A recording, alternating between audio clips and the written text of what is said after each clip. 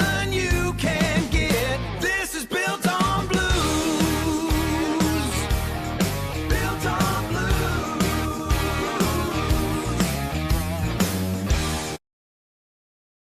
Welcome back to Built on Blues, everybody. I'm your host, Graham Bricks. Usually, when I talk to an architect, they tell me about the one or two masterpieces they've spent 5 years working on. But my guest today operates at a different speed.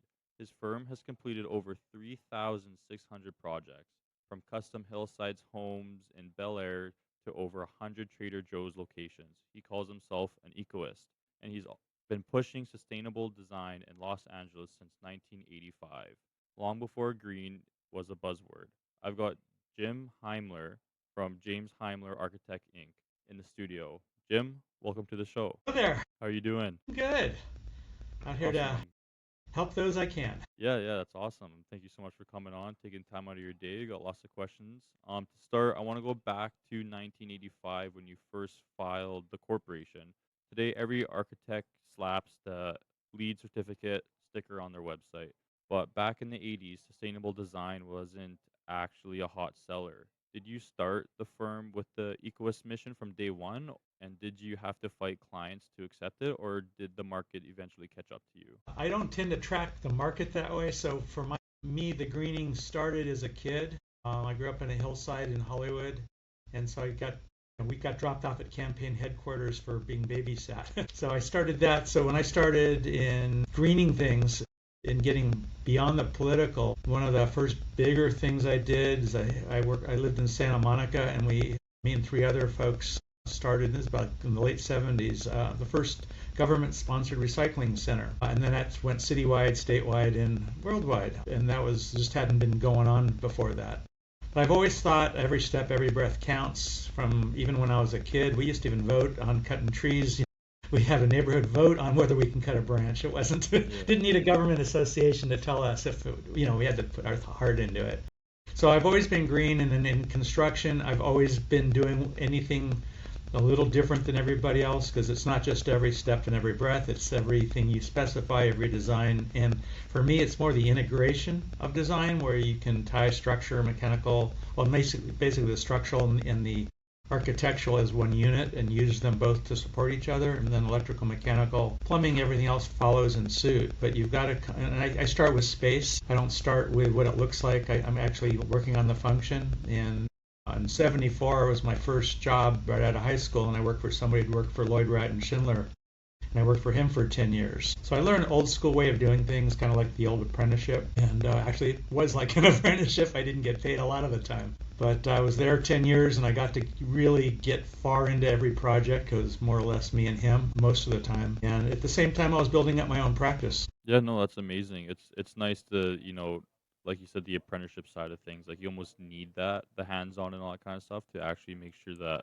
you know the ins and outs of absolutely everything. Like, not a lot of people probably think about the electrical side of things, or all of this, like the plumbing, or most of the not little, but the majority of the big things actually when it comes to building a house. And the architect just wants to look at the design and like how make it look fancy. Like, you actually know everything that comes into building a home from start to finish. You've done everything from the Shepherd of Hills mega church expansion to industrial warehouses. Most architecture firms stay small, maybe 2 or 3 people. When you started hitting that 1,000 project mark, what was the biggest operational wall that you hit? Was it the sheer volume of paperwork, or was it managing the creative burnout of your team? The hardest part, I got up over 30 people at one point, and a lot of architects in that crowd, a lot of architects. And since I work on everything, the biggest hurdle is the ups and the downs. It takes, at least for my kind of firm where we're doing everything, and I really care about every inch and every breath and every step and every piece of material and everything. Is the ups and downs. You hire people, then if things slow down, it's like you can't afford to keep people when there's no work. So then it's like, who do you keep? Because I also try, I still see friends from there. Even though I sold the firm, assets of the firm, I still get together people. My interest is, I started designing in the first grade, so for me, no matter what was going to happen, I was going to keep going. So the idea when I started the firm was I needed health insurance, so I started the firm because it was cheaper to have health insurance than just to work for yourself out of a house. So I started that, and then as it got busier and busier, by keep raising your prices, believe it or not, you double your price, you triple the amount of jobs. And I kept increasing fees on an hourly basis, and I kept getting more and more work. And then I started needing to hire people to do everything, and I would do the 80, 90-hour weeks, which I loved because it's my hobby, it's my joy, and I'm helping people. It's not for me, it's only for everybody else. As it got busier, I started hiring people, and then you get up to 8, and then you're back down to 5, and you get up to 14, you get back to 8, you get up to 20, and you're back down to 12, then you get up to 30, and then you're back down to 5, and then you go, what do? I just bought everything, and now nothing happened. So like the last big hurdle was right when COVID kicked in. A year before that, I was working for the YMCA, and I had like 9 major jobs. So I started buying more stuff, updating everything, and as soon as we got started, everything kind of stopped within a year and a half. And that hits real hard. But so what I had done is I worked for everybody. So if one wing's down, the other wings are up, and it kind of balanced it out. But you have to be flexible, so be able to switch from one building type and codes and city and then everything else and type of client back and forth. The other hard part I have is the communicating between the different types of clients. If I'm working for a billionaire or I'm working for somebody who can't barely afford a $100,000 addition to their house. And it's like you got to think differently. My communication skills tie more to so I can communicate at the bottom real easy. At the top, they're all trying to get best price and fast. I'm trying to get the best product at the best price and the best construction, the best schedule. So you got to kind of watch that, and then I don't tend to know who my clients are as I start, whether I'm working for Keebler or I've done a lot of work up out of Calgary with sprung instant structures. Everybody's a little different, but I have one system that'll work for everybody, and the younger people tended to have trouble with that just because their parents told them what to do, and I said it's not going to be appropriate for what you want. So if you want to get it built and you can afford it, kind of listen to what I've got to do. If not, my staff is there to help you, and they'll take care of whatever you need. But at that point, you really don't need me. Yeah, And that's so I kind of divided it up that way, and then so. Yeah, no, that's awesome. It's really inspiring how you came from some big teams to small teams, back to big teams, back to small teams, having so much work, not a lot of work to a lot of work. So it sounds like you have a good system in place when it comes to being able to bounce back from the highs and the lows. It sounds like pivoting is an crucial part to the game, and like knowing how to pivot properly, not only when it comes to building the home, but like you said, to the clientele as well, like dealing with different clients and making sure you're catering to their every needs. But obviously, like you said, it's going to be different compared to someone who's got a lot of money to someone that doesn't have that much money, being able to kind of understand the emotions they're going through when it comes to building a home, and not being so cheap or not really caring about how much money they're spending and all that kind of stuff. So it sounds like the system that you guys got in place is actually really important when it comes to all that. I love the term when you use Ecoist. For the builders listening who think green building just means expensive solar panels or straw bales, can you break down the science of your approach? How do you design a building that is environmentally responsible but still makes financial sense for a developer who cares about the bottom line? First part for me is always finding the sweet spot on the property, so you know where the key rooms and things reviews could be. If it's a house, you don't need that as much if it's not a residential, but it's still, I like to know the key spots and all the parameters in which codes, limitations, and what I call opportunities to do things that are out of the box. I tend to try to always do out of the box. So for me, Ecoist and green wasn't something separated from architecture from day one. It never crossed my mind even that there was a difference. So I've done a lot of things that are out of the box, things that people normally don't do. Like when I was working with sprung structures, it wasn't even in the permitting process. It wasn't in the code book, so I worked with them on that. Or automated parking, I worked with them on that. And automated parking means you can get a lot more cars in one spot, and it's a lot less energy being used. Cars aren't driving around. When I shepherded the Hills Church there, we went with a tall wall ICF system, which had never been done in LA. And I've also worked with people with SIP panels. Parts of the architectures, if you're greening, I got pulled into other corporations, so I have 2 companies. One's called Red Planet Ventures, which is space tourism. Sorry, that was supposed to be off. And the other one is Green Wisdom Inc., which is a construction, design, materials company that deals with sustainability for whole cities. Not a building, but the whole city. So we started in Cotton Plant, Arkansas. So that's Green Wisdom Inc. And starting to get some awards for things we've done that are documentaries, but we've never gotten off the ground. But on like a house, greening, the basic design process is if you integrate structure and architecture, you don't need to build them both separately. You can build them together. So a retaining wall can be supported by the steel so that the walls don't have to be as strong if they're steel. Beams going to be used, have the steel go into the concrete, and then all of a sudden that acts as bracing for the concrete, and then you don't need as much steel in the wall. I've done counterfeit walls and all types of retaining walls. I do a lot of hillside stuff. So that's part of it. Then balancing out cut and fill on a hillside, that saves energy. But the whole house, every piece of it, you want to design it so it's flexible in the future so other people can do things to it and customize their way. Although my projects, people like the customization I've already done. They don't tend to get remodeled even 20, 30 years later, including retail centers, which I'm always surprised. Yeah. So the integration starts with the guts of the building. It's the bigger parts. I'm into volume and space and light and air and what you can see and pitch ceiling versus a flat ceiling. I mean, all that really counts. And so every square foot is used not just by itself, it might be doubling for something else. So you might have a 4-foot pop out and that becomes an office nook.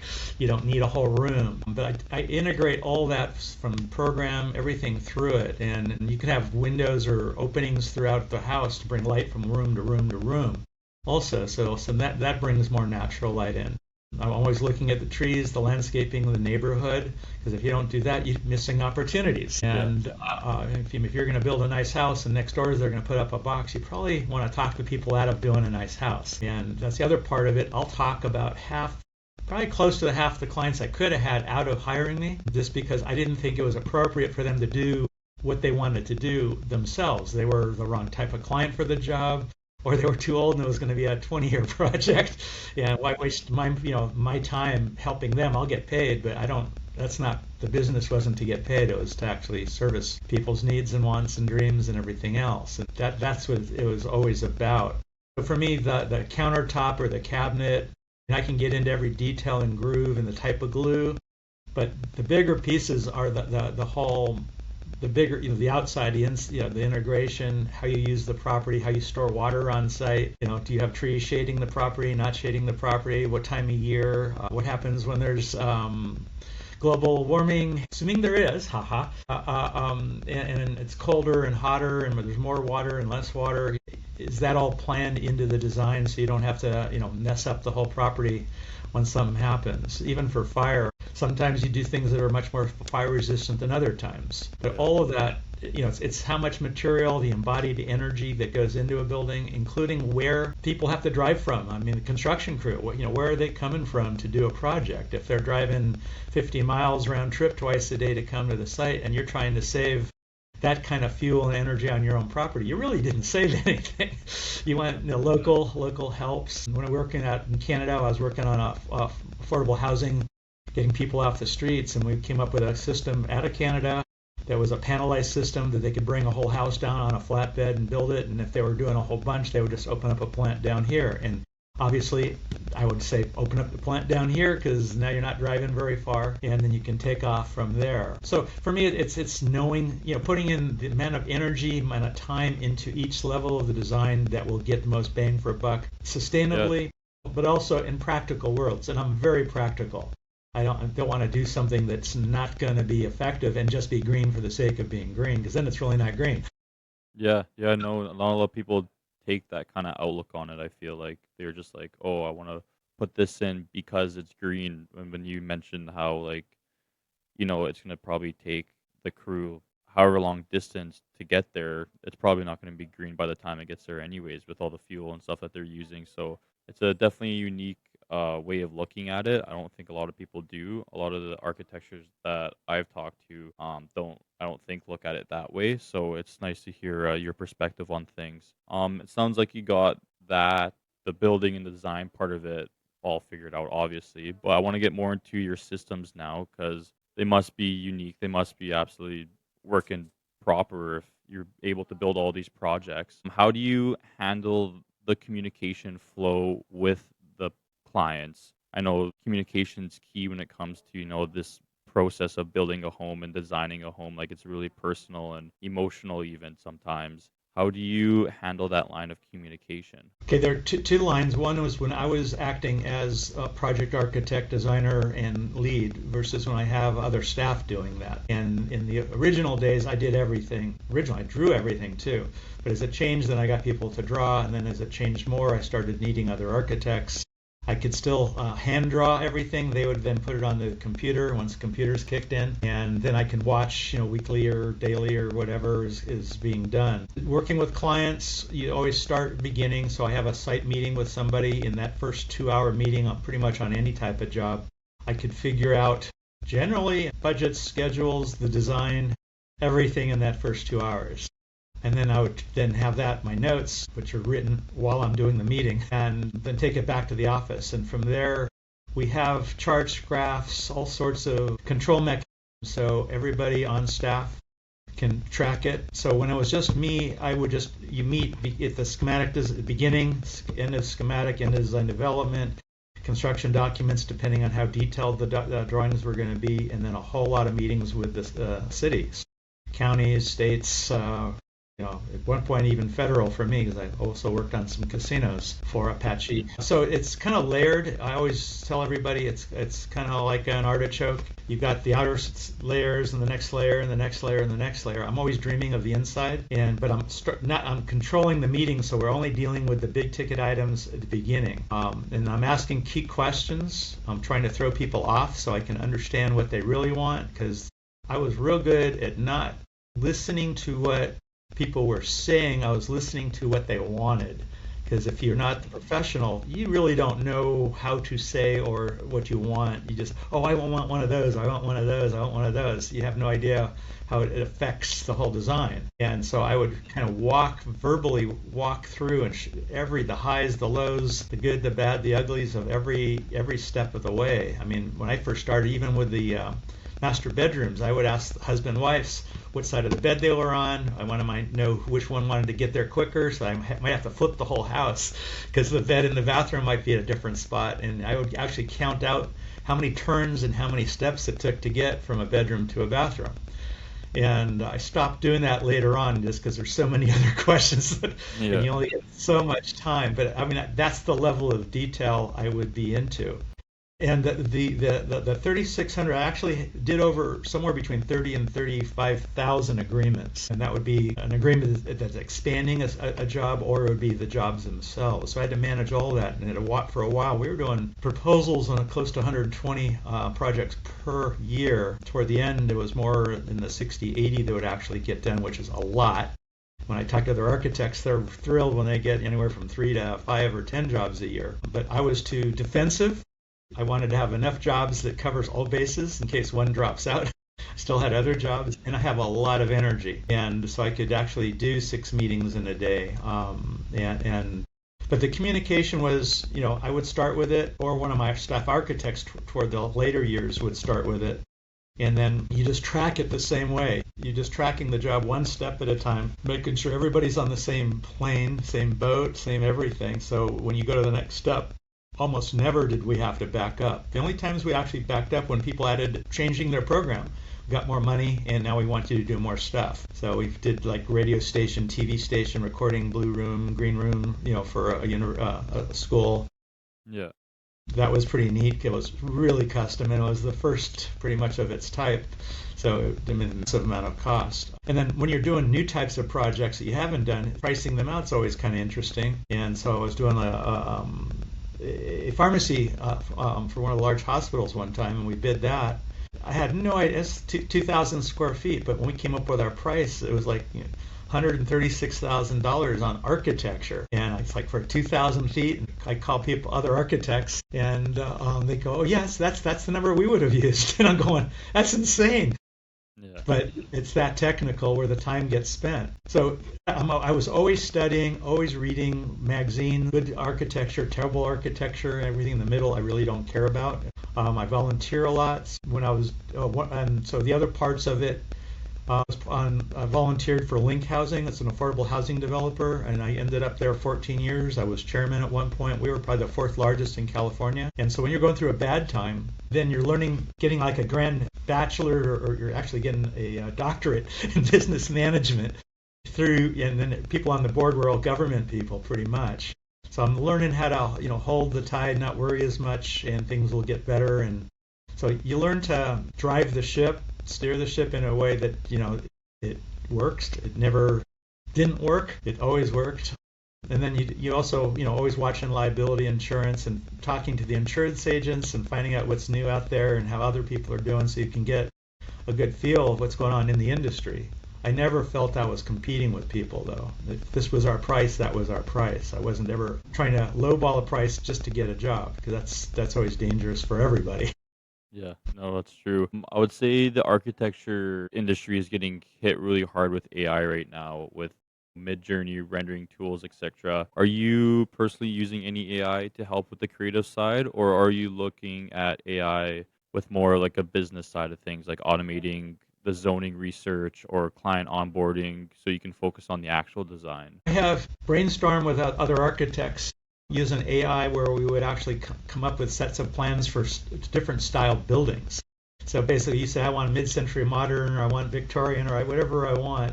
It would be there as a preset thing, and then you could pick and choose right out of that. I've also looked at the concrete 3D printing projects, and I don't backed away from that because the flexibility is kind of shot. Yeah. And I kind of like working more local, even though I've worked kind of from China to, Washington. Hmm. The last place I was at was Bellingham, Washington, not too far from you, Yeah. and Fort Townsend and that whole area. With AI, I looked at it. I am more hands-on paper kind of guy. So I had 30 systems, and we got into hiring people for renderings. We got into, the people who bought us got into the scanning for existing facilities. When it came to presentations, if somebody needed 3D to see what the building actually looked like, and you do a walkthrough inside, outside, I did not see any change. If people could not see it on 2D with me explaining it, it did not help them to feel seeing it on the computer. Yeah. But the computer obviously works great. I think with AI, what I'm hoping for is the design programs will get simpler. And I'll give you an example. I do a lot of free speaking, and I was talking to a woman through Boys and Girls Club in high school, and she was saying, I want to be an architect, but I haven't seen anything new going up that has any heart or soul. I told her she'd make a great architect because she could feel that. And you can see a building that's been designed by a computer, because you only get so much time to do a project. And the computer, you've got to spend time, pushing the buttons and remembering this and remembering that. Whereas if you're designing on paper, you see it all in one shot, and you can feel you can feel the grain of the project while you draw it. But you can't go back that way. We're moving to the future. So I'm hoping AI will cross that divide where you don't need to think as much. When I first started out, I always wanted a rattan chair hanging from the ceiling that had nodes that would go into my head, and then what I was thinking would get drawn for me. Yeah. And I think AI isn't going to get that far away from that. I think AI is going to simplify the design process. On the other hand, I get clients who are artists. They learn a design program and design their whole house inside and out in 3D in one day. And I can't find an architect who's going to learn a program in it Yeah. and draw a site plan in one day. But I can see people who are real good artists, they can see that already, and they can move right into it. So I'm hoping between the hand drawing thought process and the old drawing on CAD or Revit or whatever program moving into AI, I think AI is going to simplify the two of those, because originally everybody thought Autodesk, the AutoCAD and Revit would combine and become one, but they're different. They're totally different base frames. They don't combine. And you can see I've studied it. I can't say I draw very well on any of it. I can draw faster by hand. Yeah. Through AI, the integration, the changes, all that should be in the not too distant future come about. Problem is, architecture goes up and down, so somebody comes up with a program, they got all the money put into the research development, and then nobody can afford it. And then if they do afford it, they can't use it because now the jobs have all stopped. You've got to watch that. So what the part I did with that was I tracked politics very heavily. In the politics, not just of who's in the government, what's running, and all that kind of stuff, but where do I see the economy going based on what I believe is happening going to happen to the economy, and what areas are going to open up, which ones are going to close down. And I've really been good at guessing and adjusting to that ahead of time. So even with COVID, before we were supposed to be working from home, I had everybody's computers and everything up ready in their houses. I'm very proactive, and I'll put in the energy even today to set that part up. And so, so that's why I think AI has got a huge opportunity, but the pieces have to be designed so they are easy to work with, so people can spend their time designing for the client as opposed to the technical part of memorizing, I got to hit this button, I got to do this. And for me, the hardest part on all of that was everything I do is different. So it's not like I'm doing an industrial building, 50 times, and each one has a slight change. In our case, almost every project was a major change. So you're really starting from scratch each time. And with AI, you will be able to integrate more of those things easier. Even on Revit, they were saying it's quicker to redraw a section every time than it was to use the same section for each house and modify lengths and sizes and things like that. So that's what my hope is on AI. And then obviously with the business side, if it could take care of the taxes and the business and all that kind of stuff, it would be way easier. Yeah. I did work with a city plan supervisor, and he himself privately had set up a code system where on his program you could actually do a code check. And the problem is it's for standard stuff, and I'm always pushing the limits. So everything means you got to look through every book and find the gray areas. And that's the other piece of the pie. For me, I like doing puzzles and maximizing clients' opportunities, especially when they don't cost anything. So you got to know where the codes are, where the gray areas are. So I started doing lots of things that nobody had done, so much so the city building plan checkers after the earthquakes out here would hire me and refer me. And as of all the architects they run into, I was the one, and city planners would say if they weren't working for the government, they'd love to work for me because I was the only one in the whole city asking the questions that I was asking and getting to do what I wanted to do. And so I like thinking globally and seeing the whole picture so I can take advantage of the more opportunities that are out there, whether it's for any type of project, there's always something you can always do. And even on a simple project, I always wanted to do something cool, even if it's just normal stuff, you can still always add one or two things in there that are special that people go, God, that was so much worth it. Yeah, and it almost adds a uniqueness to it and a little bit of your personality to it, I bet, as well. Hopefully it's their personality, but yeah, it's probably more me. Yeah, fair enough. But yeah, no, I agree when it comes to AI and using it to almost I think it does help with a lot of things, especially bringing ideas to life. I think that it's really good at doing that when, maybe you're not knowing exactly, you're sure of something, but you're not exactly how to put it. You can ask AI and it'll render you maybe a few ideas, be like, oh, maybe was this what you're thinking about? I think it's really good at almost pinpointing ideas and bringing them to life. I feel like in the architecture world that it's probably really useful that way, or just kind of like you mentioned before, almost taking a picture of a room and then seeing different designs through it and all that kind of stuff, or different textures of the wall or anything like that. I think it's really good of just giving you an idea of what things could possibly look like.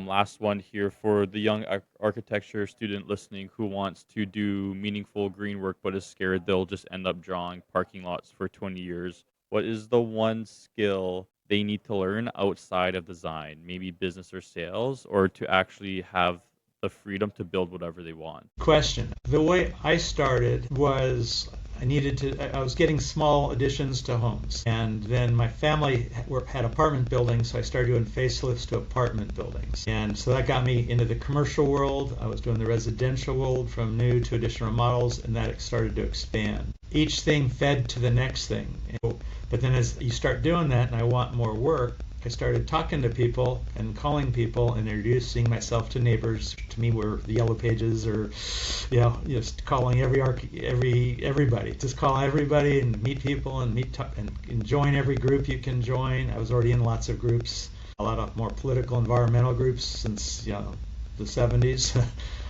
When they started, everything the day they started. So by having the wide breadth, I would then be able to talk more and get more comfortable in my own shoes, because confidence is going to be everything. If you're confident, people will pay you a lot more, and they'll probably hire you a lot more, because whether you are or not, they see the confidence, and then the trust is there. So being able to communicate to whatever type clients you're trying to chase, then that's a bigger thing than I ever thought. And then having confidence to talk to people, and then getting yourself volunteering places, people then see that you're out there, and as part of the community, working for the community, whether it be environmental or anything else. In the end, it doesn't make a difference. In my case, I went to every green fair I could find and every green tour, and I got to meet people, which has helped me a lot later on.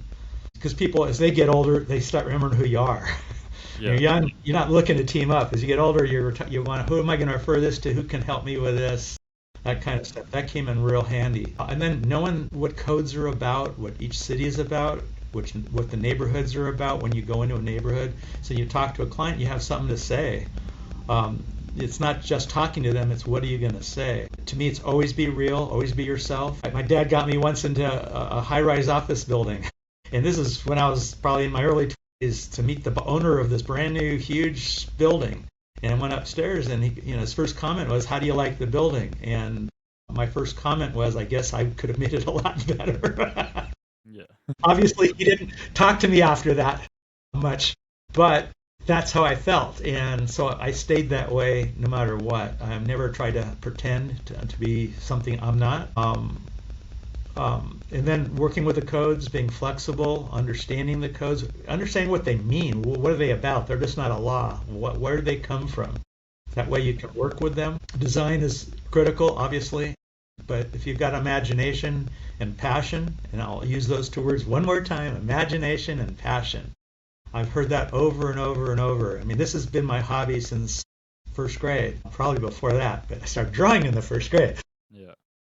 But I've heard that from clients who've never met me. You love what you're doing. You love what you're doing. How did you know you were going to love what you were doing? It's been in me for always. For me, it's intuitive. And when I'm designing, I design in my sleep. I draw awake. But everything is designed and plan checked in my sleep. The game plans, everything is done that way. If I fix one thing, I fix it on every page simultaneously, which Revit does pretty easily. However, AutoCAD doesn't. You got to go one page at a time, one note at a time. And I go, if I'm changing it from the specs all the way through every little drawing and every detail. When I started out, I drew everything. I drew every detail. I left nothing to anybody's whim. I made sure there were no corrections ahead of the time before I went into plan check. I usually fought every plan check correction, and I won almost every time. At some point, the plan checkers in LA didn't want to even check my plans. I said, you have to. It's the law. But they didn't like getting chewed out for giving me corrections that I was going to fight. Because if I drew it, I knew it was right. It's not like, I felt like drawing it. I knew it was right. From environmental, from all perspectives. But knowing what's most important. Don't get into the details. Until you know the overall is working out real well. Make sure the client understands what you're doing. Out of all my jobs, we've had 3 lawsuits, and none of them had anything to do with me, but you get brought in anyway. And then in my case, I would fight them as long as I could, where everybody else would fold. You want the experiences. If you're not willing to put up a good fight, you're going to get weaker. You want to stay strong, whether you're playing hockey or tennis. You got to stay strong. And I used to tell everybody, when you get out into the field, it's like being a knight of the round table. You're putting on your gear. Yeah. And you better have it on, because this is Prepare a to go to tough battle. profession, and people are going to beat you up. I had clients go, if you mess this up, we kill people. And I go, great. You've got to stand strong, go for your beliefs, and put meaning into it. It's not just I'm drawing a box, I'm putting up a building that looks like every other building. They could hire anybody to do that. You want to stand out and you want to enjoy your life. I mean, if you're going to spend 80, 90 hours a week in your profession, enjoy it. And people will see that you enjoy it. They'll see the passion. You go into sports, which players are the best players. You could see the energy and. Yeah, the excitement that they bring and all that kind of stuff. Always talking about what they do, they love it and everything like that. And clients love that. But really listen to what they need to meet their requirements, not the words they're using to say it. I'll have a husband wife say, you're no way going to come close to getting us both happy. And sure enough, in the first meeting, they'll go, I don't believe this. We both love it. And then I'll tell them they shouldn't build it. Do something else. That's how I've always done it, and trying to open things up and then working with lots of different people. The one thing that's really critical is having good staff, good clients, good staff, good consultants, and being on good terms with them so they'll work for you and push as hard as you're going to push. If they're more laid back but you're into it like crazy, it's not going to be what you want. Awesome, Jim. Thank you so much for all that insight. You bring a lot of detail into everything that you do, and I absolutely appreciate that. And I'm sure everyone listening is really thankful for all this insight that you brought. For anyone who wants to see the portfolio or hire even JHAI, where is the best place to find you? Just go on my website, jhai-architect.com, and I probably will be consulting. I will not be working as an architect. I will consult. Yeah. And help people get in the right direction. That seems to be the most important thing. And I've been brought in to huge jobs where it was just to help make sure the other architects were heading in the right direction. But and I would just say, peace to everybody. Yeah, thank you. We'll put the link up in the show notes. Thank you again for coming on and taking the time out of your day to tell everyone about your story and the insights of architecture. I really appreciate it. To everyone listening, keep building, stay safe, and we'll see you in the next one. Bye now. All right, sweet.